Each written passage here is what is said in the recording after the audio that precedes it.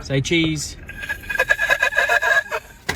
This is the story of a unique rescued artist and the dog that changed my life. His name was Boris.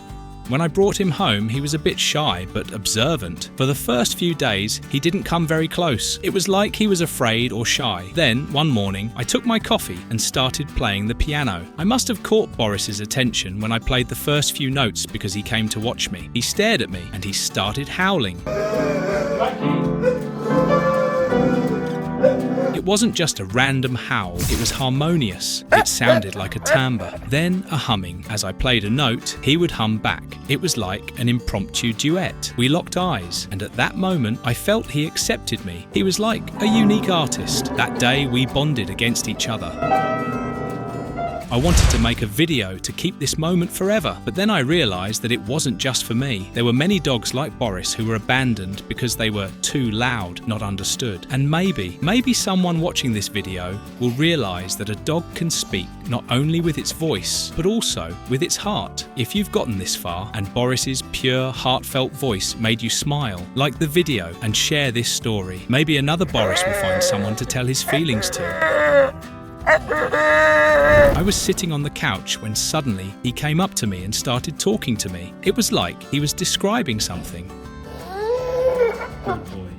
When I was having dinner with my girlfriend, she came over and mumbled something like, "Can I sit with you?" It was very interesting and unique. Have you ever seen a dog talking like that before? Don't you think that is a unique talent? When we would go out, he would understand us and immediately tell us where he wanted to go. The purring and howling would start immediately. When we were going in the car, we would put him in the back seat. When he was talking, he would suddenly stick his head out and speak in his own language. Sometimes my girlfriend would pick him up and carry him. I will never forget the way he looked at me. He was happy where he was, and he would try to talk to me first with his eyes and then with his mouth. Some evenings, he would put his head on my knee and just look into my eyes. What was in that look? Trust. It was as if he was no longer the same as he was in the shelter, until I learned about the problem with his vocal cords. When we took him for a checkup, the doctor said that the edema in his vocal cords was a big problem. We didn't know if he would ever be able to speak. I was really upset. It was like my world suddenly went black. All the lights went out one by one. We would take him to the beach again and try to cheer him up.